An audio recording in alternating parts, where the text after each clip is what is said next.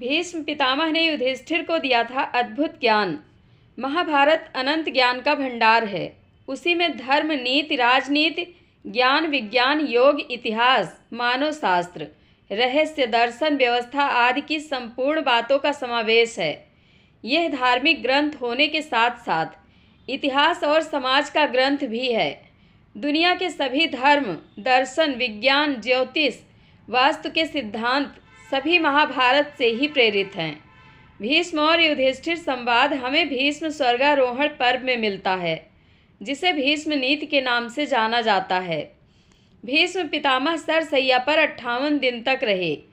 उसके बाद उन्होंने शरीर त्याग दिया। जब माघ महीने का शुक्ल पक्ष था, इन 58 दिनों में भीष्म के समक्ष सभी संध्या को एकत्रित होते थे और उनसे ज्ञान की बातें सुनते थे। भीष्म ने इस दौरान राजधर्म, मोक्ष धर्म और अपधर्म आदि का मूल्यवान उपदेश बड़े विस्तार के साथ दिया। इस उपदेश को सुनने से युधिष्ठिर के मन में ग्लानि और पश्चाताप दूर हो जाता है। जब पितामह भीष्म बाणों की सैया पर लेटे हुए थे, तब श्री कृष्ण ने युधिष्ठिर से कहा, तुम्हारे मन में अशांति है, तुम भीष्म जी के पास जाओ और अपनी कठिनाइयों का वर्णन करो। धर्म का ज्ञान रखने वालों में भीष्म सबसे श्रेष्ठ हैं। जब वे नहीं रहेंगे तो संसार ऐसा तमोमय हो जाएगा जैसे चंद्रमा के न रहने से रात्रि हो जाती है। भीष्म जीवन और मृत्यु के बीच लटक रहे हैं। जाओ, उनसे जो कुछ पूछना है पूछ लो। युधिष्ठिर कृष्ण, कृप और पांडवों के साथ कुरुक्षेत्र में पहुँचे। भीष्म युधिष्ठिर संवाद। मृत्यु शैया पर पड़े हुए भीष्म ने जो उपदेश उस समय दिए, उनमें से कुछ नीचे दिए जा रहे हैं। नंबर 1, सत्य धर्म सब धर्मों से उत्तम धर्म है। सत्य ही सनातन धर्म है। तप और योग सत्य से ही उत्पन्न होते हैं। शेष सब धर्म सत्य के अंतर्गत ही हैं।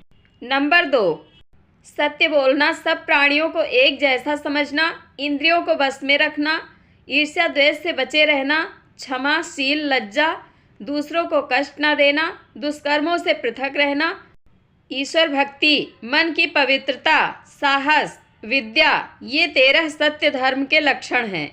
वेद सत्य का ही उपदेश करते हैं। सहस्त्रों अश्वमेध यज्ञों के समान सत्य का फल होता है। नंबर 3, सत्य ब्रह्म है, सत्य तप है। सत्य से मनुष्य स्वर्ग को जाता है। झूठ अंधकार की तरह है, अंधकार में रहने से मनुष्य नीचे गिरता है। स्वर्ग को प्रकाश और नर्क को अंधकार कहा है। नंबर 4, ऐसे वचन बोलो जो दूसरों को प्यारे लगे। दूसरों को बुरा भला कहना, दूसरों की निंदा करना, बुरे वचन बोलना, यह सब त्यागने के योग्य है। दूसरों का अपमान करना, अहंकार और दंभ, यह अवगुण है। नंबर 5, इस लोक में जो सुख कामनाओं को पूरा करने से मिलता है और जो सुख परलोक में मिलता है, वह उस सुख का 16वां हिस्सा भी नहीं है जो कामनाओं से मुक्त होने पर मिलता है। नंबर 6, जब मनुष्य अपनी वासनाओं को अपने अंदर खींच लेता है, जैसे कछुआ अपने सब अंग भीतर को खींच लेता है, तो आत्मा की ज्योति और महत्ता दिखाई देती है। नंबर 7, मृत्यु और अमरत्व दोनों मनुष्य के अपने अधीन हैं। मोह का फल मृत्यु और सत्य का फल अमरत्व है। नंबर 8, संसार को बुढ़ापे ने हर ओर से घेरा है। मृत्यु का प्रहार उस पर हो रहा है। दिन जाता है, रात बीतती है, तुम जागते क्यों नहीं? अब भी उठो, समय व्यर्थ न जाने दो। अपने कल्याण के लिए कुछ कर लो। तुम्हारे काम अभी समाप्त नहीं होते कि मृत्यु घसीट ले जाती है। नंबर 9, स्वयं अपनी इच्छा से निर्धनता का जीवन स्वीकार करना सुख का हेतु है। यह मनुष्य के लिए कल्याणकारी है। इससे मनुष्य क्लेशों से बच जाता है। इस पथ पर चलने से मनुष्य किसी को अपना शत्रु नहीं बनाता।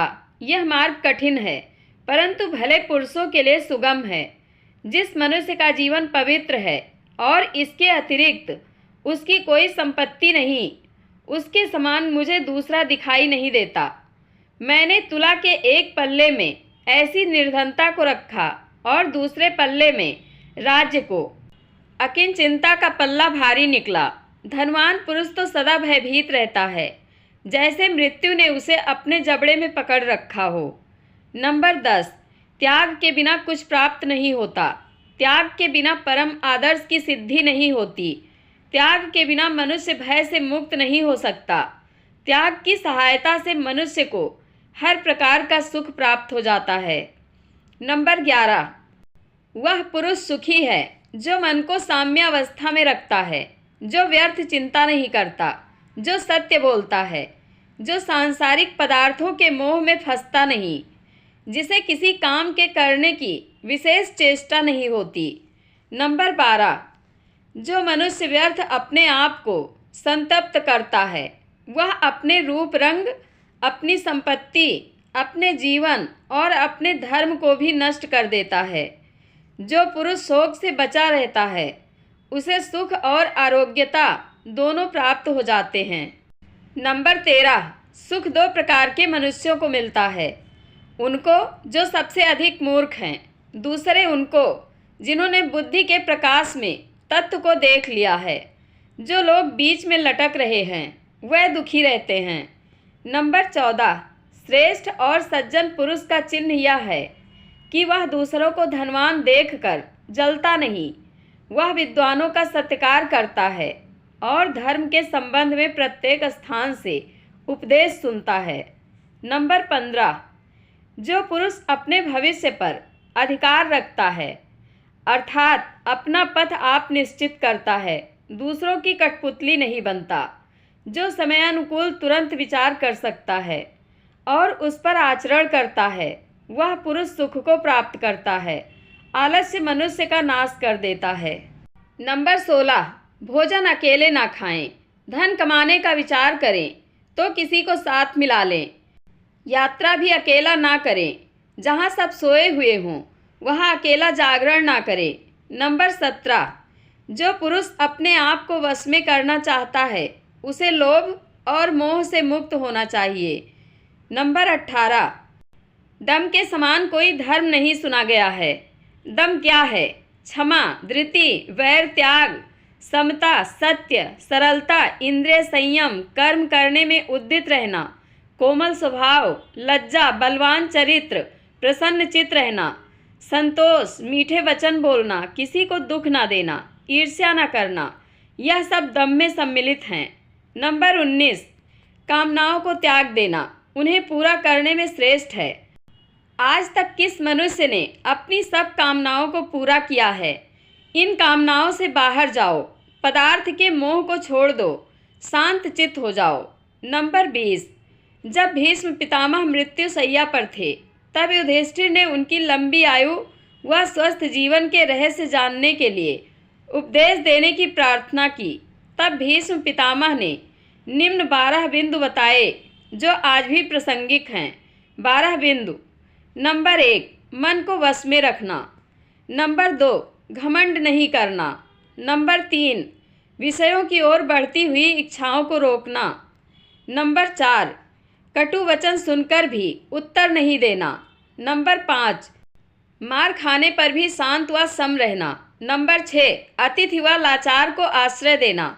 नंबर 7, दूसरों की निंदा ना करना ना सुनना। नंबर 8, नियम पूर्वक शास्त्र पढ़ना व सुनना। नंबर 9, दिन में नहीं सोना। नंबर 10, स्वयं आदर न चाहकर दूसरों को आदर देना। नंबर 11, क्रोध के वशीभूत नहीं रहना। नंबर 12, स्वाद के लिए नहीं स्वास्थ्य के लिए भोजन करना। जय श्री कृष्ण।